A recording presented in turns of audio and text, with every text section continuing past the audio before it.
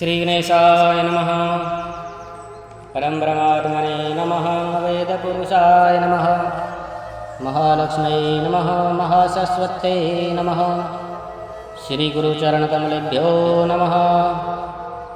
वक्रतुण्डमहाकाय सूर्यकोटिसम्प्रभ निर्विघ्नं कुरु मम देव सर्वकार्येषु सर्वदा। सर्वमङ्गलमाङ्गल्ये शिवे सर्वासाधिके शरण्ये त्र्यम्बिके गौरी नारायणी नमोऽस्तुते। वन्दे देवयोमापतिं सूर्यगुरुं वन्दे जगत्कारणं वन्दे वनगभूषणं मृगधरा वन्दे वसूनापतिं वन्दे सूर्यसकाशवहिनेन वन्दे मुकुन्दं प्रियं वन्दे भक्तजनाश्रयं च वरदा वन्दे शिवशङ्करं। बोलिए शंकर भगवान की जय। श्री शिव महापुराण रुद्र संहिता सतीखंड 7वां अध्याय। महर्षि मेधातिथि की यज्ञाग्नि में संध्या द्वारा शरीर त्याग, पुनः अरुधंती के रूप में यज्ञाग्नि से उत्पत्ति एवं वशिष्ठ मुनि के साथ उसका विवाह। ब्रह्मा जी बोले, इस प्रकार भगवान सदाशिव जब संध्या को वर प्रदान कर अंतर्ध्यान हो गए, तब संध्या वहाँ गई जहाँ महर्षि मेधातिथि थे। वहाँ पर भगवान सदाशिव की कृपा से उसे किसी ने नहीं देखा। उसने उस समय तपस्या के विषय में उपदेश करने वाले उन ब्रह्मचारी का स्मरण किया। हे महामुने, वे ब्रह्मचारी वशिष्ठ मुनि ही थे जो ब्रह्मा जी की आज्ञा से ब्रह्मचारी का रूप धारण कर संध्या को तपस्या के संबंध में उपदेश करने आए थे। तपस्या का उपदेश करने वाले उन्हीं ब्रह्मचारी ब्राह्मण वशिष्ठ का पति रूप से स्मरण करके वह ब्रह्मपुत्री संध्या प्रसन्न मन से सदाशिव की कृपा से मुनियों द्वारा अलक्षित हो उस महायज्ञ की प्रज्वलित अग्नि में प्रवेश कर गई। उसका समस्त शरीर पुरोडास के समान तत्क्षण ही जलकर राख हो गया, जिसे अलक्षित रूप से पुरोडास का गंध चारों ओर फैल गया। पुनः सदाशिव की आज्ञा से अग्नि से उसके शुद्ध शरीर को भस्म कर सूर्य मंडल में प्रविष्ट करा दिया। तदंतर सूर्य ने उसके शरीर को 2 भागों में विभक्त कर पितरों एवं देवताओं की प्रसन्नता के लिए अपने रथ में स्थापित कर लिया। हे मुनीश्वर, उसके शरीर का जो ऊपर का भाग था वही रात्रि तथा दिन के बीच में होने वाली प्रातः संध्या हुई। जो उसके शरीर का शेष भाग था वही दिन तथा रात्रि के बीच में होने वाली संध्या हुई, जो सदैव ही पितरों की प्रसन्नता का कारण होती है। सूर्योदय के पहले जब अरुणोदय होता है, तब देवताओं को प्रसन्न करने वाली प्रातः संध्या का उदय होता है। जब लाल कमल के समान सूर्य अस्त हो जाता है, तब पितरों को प्रसन्न करने वाली साय संध्या का उदय होता है। उसके मन सहित प्राणों को परम दयालु शिव ने शरीरधारियों के दिव्य शरीर से निर्मित किया था। जब मेधातिथि का यज्ञ समाप्त हो रहा था, तब उन्हें देदीयमान सुवर्ण के समान कांति वाली वह कन्या यज्ञाग्नि में प्राप्त हुई। हे मुने, महामुनि मेधातिथि ने यज्ञ से प्राप्त हुई उस कन्या को बड़ी प्रसन्नता से ग्रहण किया और उसे स्नान कराकर अपनी गोद में बिठाया। उन्होंने उसका नाम अरुधंती रखा। उस कन्या को प्राप्त कर वे शिष्यों के साथ बड़े ही हर्षित हुए। उसने किसी भी कारण के उपस्थित होने पर अपने पातिव्रत्य धर्म का परित्याग नहीं किया, इसलिए त्रिलोकी में उसके स्वयं यह प्रसिद्ध अरुधंती नाम धारण किया। ब्रह्मा जी बोले, हे सूर्य, यज्ञ समाप्त करने के उपरांत वे मुनि कन्या रूप संपत्ति से युक्त हो अपने शिष्यों सहित अत्यंत कृतकृत्य होकर अपने उस आश्रम में उसका लालन पालन करने लगे। उसके बाद वह कन्या चंद्रभागा नदी के तट पर श्रेष्ठ मुनियों के तापसारण्य नामक आश्रम में बढ़ने लगी। वह सती 5 वर्ष की अवस्था में अपने गुणों से चंद्रभागा नदी तथा तापसारण्य को पवित्र करने लगी। ब्रह्मा विष्णु तथा महेश ने ब्रह्मपुत्र वशिष्ठ के साथ उस अरुंधति का विवाह करवाया। हे मुने, उसके विवाह में सुखदायक महान उत्सव हुआ, जिससे सभी देवता तथा मुनिगण अत्यंत प्रसन्न हुए। उस विवाह में ब्रह्मा विष्णु तथा महेश्वर के हाथ से गिरे हुए जल से शिप्रा आदि 7 पवित्र नदियां उत्पन्न हुई। हे मुने, साध्वी स्त्रियों में सर्वश्रेष्ठ महासाध्वी वह मेधातिथि की कन्या अरुंधति वशिष्ठ को पति रूप में प्राप्त कर अत्यंत शोभित हुई। हे मुनि श्रेष्ठ, उससे शक्ति आदि श्रेष्ठ तथा सुंदर पुत्र उत्पन्न हुए। इस प्रकार वशिष्ठ को पति रूप में प्राप्त कर वह शोभा पाने लगी। हे मुनि सत्तम, इस प्रकार मैंने संध्या का चरित्र कहा, जो अत्यंत पवित्र तथा दिव्य संपूर्ण कामनाओं का फल देने वाला है। जो शुभ व्रत वाला पुरुष अथवा नारी इस चरित्र को सुनता है, उसके सभी मनोरथ पूर्ण हो जाते हैं, इसमें संदेह नहीं है। बोलिए शंकर भगवान की जय। अथाष्टमो अध्याय कामदेव के सहचर वसंत के आविर्भाव का वर्णन। सूत जी बोले, प्रजापति ब्रह्मा जी का यह वचन सुनकर प्रसन्नचित्त हो नारद जी उनसे कहने लगे। नारद जी बोले, हे ब्राह्मण, हे विवे, हे महाभाग, परतत्व के प्रकाश तथा शिव भक्त आप धन्य हैं। हे धर्मज्ञ, आपने अरुंधति की तथा पूर्व जन्मों में उसकी स्वरूप भूता संध्या की बड़ी उत्तम दिव्य कथा सुनाई, जो शिव भक्ति की वृद्धि करने वाली है।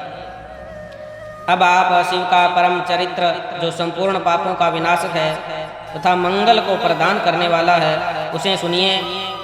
जब काम ने प्रसन्न होकर रति को प्राप्त कर लिया और ब्रह्मा तथा उनके मानस पुत्र चले गए तथा संध्या तप करने चली गई, उसके बाद क्या हुआ? सूत जी बोले, इस प्रकार आत्म तत्वज्ञ देवर्षि नारद का वचन सुनकर अत्यंत प्रसन्न हो ब्रह्मा जी यह बात कहने लगे। ब्रह्मा जी बोले, हे नारद, शिवलीला से परिपूर्ण अब उस महान कल्याणकारी शिव चरित्र को सुने। आप धन्य हैं, क्योंकि आप शिव जी के भक्त हैं। हे तात, पहले जब मैं शिव माया से मोहित होकर अंतर ध्यान हो गया, तब शिव के वाक्य रूपी विष से दुखी हो अपने मन में विचार करने लगा। शिव माया से मोहित हुआ मैं बहुत देर तक अपने चित्त में विकार करके उनसे जिस प्रकार ईर्ष्या करने लगा, उसे आपसे बताता हूँ।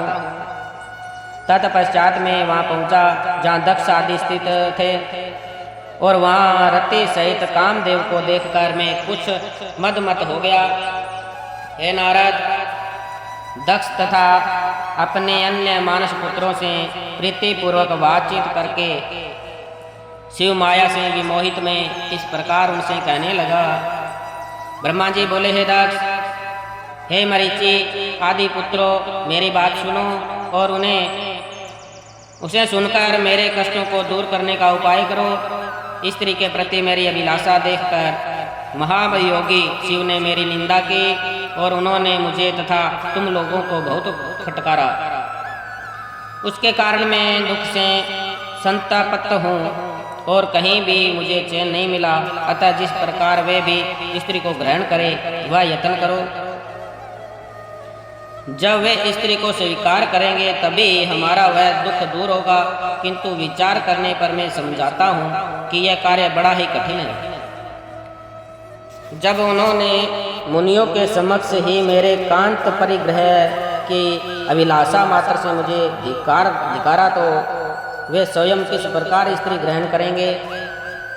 इस त्रिलोक में कौन सी ऐसी स्त्री है जो उनके मन में विराजमान होकर उन्हें योगा मार्ग से हटाकर मोह में डाल सकती है? कामदेव भी उन्हें मोहित करने में समर्थ नहीं है, क्योंकि वे परम योगी हैं और स्त्रियों के नाम को भी सहन नहीं कर सकते हैं। जो प्रसंग के द्वारा भी स्त्री का नाम कदापि नहीं सहन कर सकता, तो भला वह वाणी से स्त्री ग्रहण कर किस प्रकार सृष्टि कार्य में परिवर्तित हो सकता है?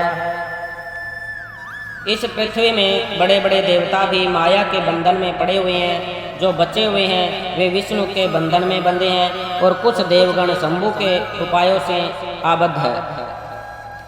संसार से विमुख तथा एकांत विरागी सदाशिव के अतिरिक्त और कौन है जो ऐसा दुष्कर कार्य कर सकता है। इस प्रकार दक्षादि पुत्रों से कहकर रहित रति सहित कामदेव को वहां देखकर मैं आनंद पूर्वक उनसे कहने लगा। ब्रह्मा जी बोले, मेरे श्रेष्ठ पुत्र हैं कामदेव, तुम सभी प्रकार से सबको सुख देने वाले हो। हे पितृवत्सल, तुम अपनी पत्नी सहित प्रसन्नता पूर्वक मेरी बात सुनो। हे मनोभव, तुम अपनी इस सहचारिणी स्त्री के साथ जिस प्रकार शोभा पा रहे हो और यह भी वैसे ही तुम्हें पति रूप में प्राप्त कर अति शोभित हो रही है। जिस प्रकार महालक्ष्मी से भगवान विष्णु तथा विष्णु से महालक्ष्मी एवं जिस प्रकार रात्रि से चंद्रमा एवं चंद्रमा से रात्रि सुशोभित होती है, उसी प्रकार तुम दोनों की शोभा है और तुम्हारा दाम्पत्य भी अलंकृत है। इसलिए तुम इस जगत को जीतने वाले विश्व केतु हो जाओ। हे वात्स, तुम संसार के हित के लिए महादेव को मोहित करो, जिससे प्रसन्न मन वाले शंकर शीघ्र ही विवाह करें। निर्जन स्थान में, उत्तम प्रदेश में, पर्वत पर अथवा तालाब के तट पर जहाँ भी शिवजी जाएं, वहीं तुम अपनी इस पत्नी के साथ जाकर इन जितेंद्रिय तथा स्त्री रहित शंकर जी को मोहित करो। इस संसार में तुम्हारे अतिरिक्त और कोई दूसरा इनको मोह में डालने वाला नहीं है। हे मनोभव, शंकर जी के अनुराग युक्त हो जाने पर तुम्हारे भी शाप की शांति हो जाएगी, अतः तुम अपना हित करो। यदि महेश्वर सानुराग होकर स्त्री की अभिलाषा करेंगे तो वे श्रेष्ठ शिव तुम्हारा भी उद्धार कर देंगे। इसलिए तुम अपनी स्त्री को साथ लेकर शंकर जी को मोहित करने का प्रयत्न करो और महेश्वर को मोहित करके विश्व के केतु हो जाओ। ब्रह्मा जी बोले, संसार के प्रभु एवं अपने पिता मुझ ब्रह्मा जी की बात सुनकर वह कामदेव मुझ जगतपति से कहने लगा। ममथ बोला, हे प्रभु, मैं आपकी आज्ञा अनुसार शिवजी को मोहित करूंगा, किंतु हे भगवान, स्त्री ही मेरा मुख्य अस्त्र है, अतः शंकर जी के योग्य स्त्री का निर्माण कीजिए, जो मेरे द्वारा शिवजी को मोहित करने पर उनका पुनः मोहन कर सके। हे धाता, इसका उत्तम उपाय अब कीजिए। ब्रह्मा जी बोले, कामदेव के इस प्रकार कहने पर मैं प्रजापति ब्रह्म अपने मन में विचार करने लगा कि किस प्रकार की स्त्री से शिव जी को मोहित किया जाए। इस प्रकार चिंता में निमग्न हुए मुझसे जो श्वास निकला, उसी से पुष्प समूह से विभूषित वसंत उत्पन्न हुआ। उसके शरीर की कांति लाल कमल के समान थी, उसकी आंखें विकसित कमल के समान थी, उसका मुख संध्या के समय उदय हुए पूर्ण चंद्रमा के समान मनोहर था। उसकी नासिका भी बहुत सुंदर थी, उसके चरणों में सिंह के समान आवर्त थे, वह काले तथा घुंघराले केशों से शोभ्यमान हो रहा था। संध्या कालीन सूर्य के सदृश 2 कुंडलों से वह सुशोभित था, मत वाले हाथी के समान उसकी चाल थी, उसकी भुजाएं लंबी तथा मोटी थी, उसका कंधा अत्यंत ऊंचा था, उसकी ग्रीवा शंख के समान थी, उसका वक्षस्थल बहुत चौड़ा था, मुखमंडल स्थूल तथा सुंदर था, उसके सभी अंग सुंदर थे, वह श्याम वर्ण का था, सभी लक्षणों से युक्त, वह सबको मोहित करने वाला, काम को बढ़ाने वाला तथा अत्यंत दर्शनीय था। इस प्रकार पुष्प गुच्छों से सुशोभित हुए बसंत के उत्पन्न होते ही सुगंधित वायु चलने लगी, वृक्ष भी फूलों से लद गए, सैकड़ों कोयलें मधुर पंचम स्वर में बोलने लगी और बावलियां विकसित तथा स्वच्छ कमलों से युक्त हो गई। इस प्रकार उत्पन्न हुए उस श्रेष्ठ वसंत को देखकर मैं ब्रह्म कामदेव से मधुर शब्दों में कहने लगा। ब्रह्मा जी बोले, हे पुत्र, कामदेव तुल्य यह वसंत अब तुम्हारे लिए अनुकूल मित्र उत्पन्न हो गया है। अब यह तुम्हारी सब प्रकार से सहायता करेगा। जिस प्रकार पवन अग्नि का मित्र बनकर सदा उसका उपकार करता रहता है, उसी प्रकार यह बसंत भी तुम्हारा मित्र बनकर सदा तुम्हारे साथ रहेगा। रमण में हेतु होने के कारण यह तुम्हारे साथ निवास करेगा, इसलिए इसका नाम बसंत होगा। लोका का अनुरंजन तथा तुम्हारा अनुगमन ही इसका कार्य होगा। वसंतकालीन यह मलयानी नील इस बसंत का श्रृंगार बनकर इसके मित्र रूप से बना रहेगा, जो सदा तुम्हारे अधीन रहेगा। जिस प्रकार तुम्हारे मित्र रहते हैं, उसी प्रकार ये विभोक आदि हाव तथा 64 कलाएं रति के साथ स्वध होकर रहेगी। हे काम, तुम अपने इन वसंत आदि सहचरों तथा रति के साथ उद्धत होकर महादेव जी को मोहित करो। हे तात, मैं यत्न पूर्वक अच्छी तरह मन में सोच विचार कर उस कामिनी को प्राप्त करूंगा, जो भगवान शंकर को मोहित कर लेगी। ब्रह्मा जी बोले, इस प्रकार मुझे सुरश्रेष्ठ ब्रह्मा के कहने पर उस कामदेव ने पत्नी सहित मेरे चरणों में प्रणाम किया।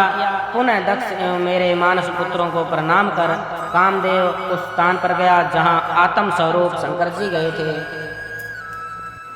इस प्रकार श्री शिव महापुराण के अंतर्गत द्वितीय रुद्र संहिता के द्वितीय सती खंड में वसंत स्वरूप वर्णन नामक 8वां अध्याय पूर्ण हुआ। बोलिए शंकर भगवान की जय।